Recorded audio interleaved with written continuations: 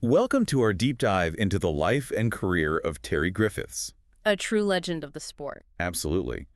And sadly, someone we lost just recently. Yeah, a huge loss for the snooker world. We'll be going through highlights from his Wikipedia page Yeah. to trace his path from those early days all the way to the pinnacle of professional snooker. Well, should we start right at the beginning? Yeah, let's do it. What's fascinating is that Griffiths' journey to snooker stardom wasn't a straight line. This wasn't some prodigy destined for greatness from day one. Yeah, reading about his early life, it does feel like a bit of an underdog story. It really does. Yeah. I mean, we're talking about a guy who got himself expelled from grammar school, spent his youth playing rugby. Rugby, wow. Yeah, and not just casual kickabouts. He was on the field with some future stars of Welsh rugby. Phil Bennett, Derek Quinnell. Oh, wow, that's amazing. Imagine if he'd stuck with rugby. Right. Could have been a completely different sporting legend. It does make you wonder. And then, before turning pro in snooker, he held a string of jobs. Yeah, I was reading about that. Like, it's not your typical path to snooker success, is it? Not at all. Coal miner, bus conductor, postman, even an insurance salesman. I guess those experiences must have given him a certain resilience. Oh, absolutely. I mean, those weren't easy jobs. I think that must have shaped his character in a way that served him well in the high-pressure world of professional snookers. Yeah, true. Because it's not just about potting balls, it's also about mental toughness, isn't it? Exactly. And, he started playing snooker so young, at just 14, all while juggling those demanding jobs. That's incredible. And get this, his job as a bus conductor actually gave him more time to practice. Really? How so? Well, apparently those long shifts driving those routes gave him a chance to, visualize snooker shots between stops. I love that. It's those little details that make you see the person behind the legend. Yeah, it's fascinating. And we can't overlook his amazing string of wins as an amateur. I mean, the Welsh Amateur Championship, back-to-back English Amateur Championship. He was clearly a rising talent, honing his skills. He even beat some big names during that time, like Joe Johnson. So all signs pointed to a promising future. But then what's interesting is that he decided to turn pro at the age of 30. Yeah, I mean, think about that. In the world of snooker, that's almost ancient. Most players peak much younger, don't they? They do. Yeah. So turning pro at 30, that takes guts. It really does. It shows how much self-belief he must have had. But then, his professional debut wasn't exactly a fairy tale. What happened? Well, he lost his first qualifying match for the 1978 UK Championship. Oh, that must have been tough.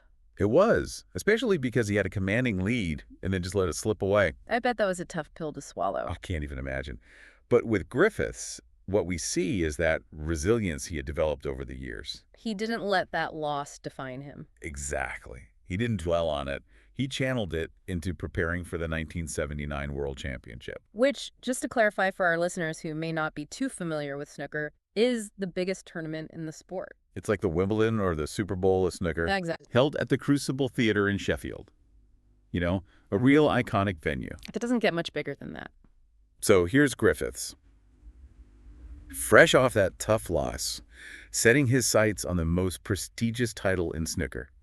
And to make things even more challenging, he had to go through qualifying rounds. Because he wasn't ranked high enough to enter the main draw directly. Right. So already a steep climb ahead of him. Yeah, he had to prove himself all over again. It really adds to the drama of his story. Absolutely. Back again for more on the incredible Terry Griffiths. So last time we left off with Griffiths facing an uphill battle, he had to fight his way through those qualifying rounds just to earn a spot at the Crucible. Right. Got to earn your place among the elite. And it really underscores how unlikely his subsequent victory was. Yeah, you don't just stroll into the World Championship and win it on a whim, especially not as a relative newcomer. Exactly. This wasn't some seasoned pro.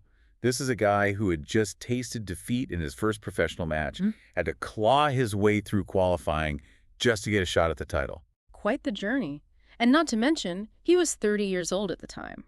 Which, let's be honest, in the world of professional snooker is considered pretty late to be making a real impact. It's true. So many players seem to peak much younger. But, I don't know, there's something to be said for experience, wouldn't you say? Oh, absolutely. All those years juggling work and snooker, they likely gave him a different kind of mental toughness, a resilience that younger players might not possess. Yeah, he wasn't just relying on raw talent. He had that grit, that determination forged through years of hard work and perseverance. It's almost as if those early struggles were preparing him for the challenges he would face on snooker's biggest stage. And boy, did those challenges come thick and fast. Once he reached the Crucible, his first-round match was against Perry Mans, the runner-up from the previous year. Talk about a baptism by fire. You're not kidding. Going up against someone who's already proven themselves at the highest level, that's a tough draw right out of the gate. You would think that might shake his confidence. But Griffiths rises to the occasion, defeats Mans 13-8. A display of composure, skill, definitely showed he belonged there. He did, and then came the quarterfinal. Alex Higgins. Ah, the Hurricane. A legend in his own right, known for incredible talent and his, well, let's just say his fiery personality. You could never accuse him of being boring, but facing him must have been nerve-wracking. Oh, absolutely. That match against Griffiths was a real nail-biter. Went down to the wire. 13-12 victory for Griffiths. The entire snooker world was on the edge of their seats, I imagine. I know, I would been. Can you imagine the pressure to be a newcomer on that stage, facing down a legend like Higgins and managing to pull off a win? Speaks to Griffiths' mental strength, his ability to perform under pressure. That quiet confidence, that belief in his own abilities, really shining through. Yeah, it's remarkable. And it didn't stop there. Semi-final, he goes up against Eddie Charlton. Another seasoned pro, known for his tough, grinding style of play. That must have been exhausting. That match became a marathon, stretching into the early hours of the morning. Grueling test of endurance. Both players pushing each other to their limits. But again, Griffiths comes out on top. 19-17 win.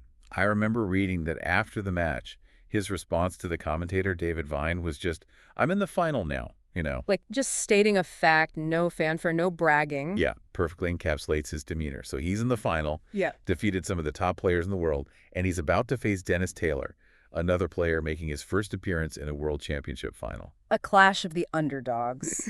Two players who defied the odds. Amazing. It really is. Imagine both relative newcomers to the professional scene battling it out for snooker's biggest prize. Must have felt surreal. Oh, I bet. And the final itself was a true roller coaster. Momentum swinging back and forth. I read they were tied at 15-15 after 4 of the 6 sessions. Talk about pressure. I can't even imagine. But in those last 2 sessions, Griffiths finds another gear, takes a 17-16 lead, and never looks back. A 24-16 victory, cementing his place in snooker history.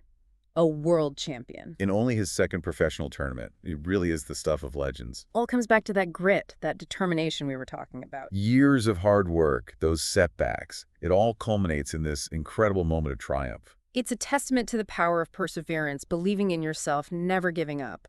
Truly inspirational. A story that can inspire anyone, no matter what challenges they're facing in life. And, Griffith's journey didn't end there. This World Championship win, it was just the beginning of a long and illustrious career. And we're back for our final look at the life of Terry Griffiths. Picking up where we left off, his amazing 1979 World Championship win. Which really launched his career, wouldn't you say? Absolutely, yeah. But, it wasn't all plain sailing from there. Right. Plenty of challenges still to come. Intense rivalries, constantly needing to adapt his game. Well, speaking of rivalries, there's one that really stands out. We're talking about Steve Davis. Exactly.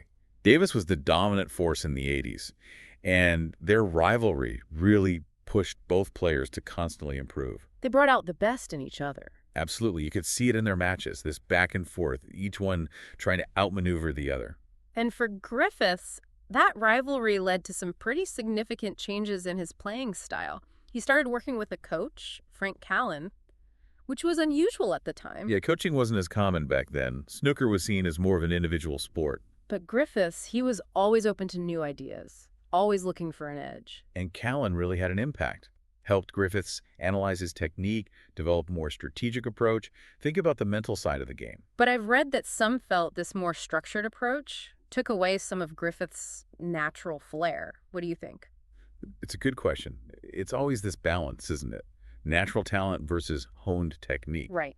But in Griffiths' case, I think the coaching brought him a level of consistency that he might not have had otherwise. Well, he did become incredibly consistent. 9 consecutive years, at least reaching the quarterfinals of the World Championship. That's 1984 to 1992. That's incredible. Really shows his dedication, the effectiveness of that coaching. It does. And it wasn't just the World Championship. He won the Masters in 1980, the UK Championship in 1982. A triple crown. Exactly, putting him in a very elite group of snooker players. A testament to his versatility, adapting to different formats, opponents. And remember, this is all happening while he's in that intense rivalry with Steve Davis, even though he never beat Davis at the Crucible. Their matches were still captivating to watch. They pushed each other to their limits. And there's this quote from Griffiths, really insightful. He said, "I just found it difficult to accept that there was a better player than me in the world." That's raw, honest. You can sense the drive, the competitive fire. Highlights the mental battle of a rivalry like that. Because snooker's not just about potting balls, is it? It's about pressure, focus, outsmarting your opponent. A psychological game as much as a physical one. Absolutely.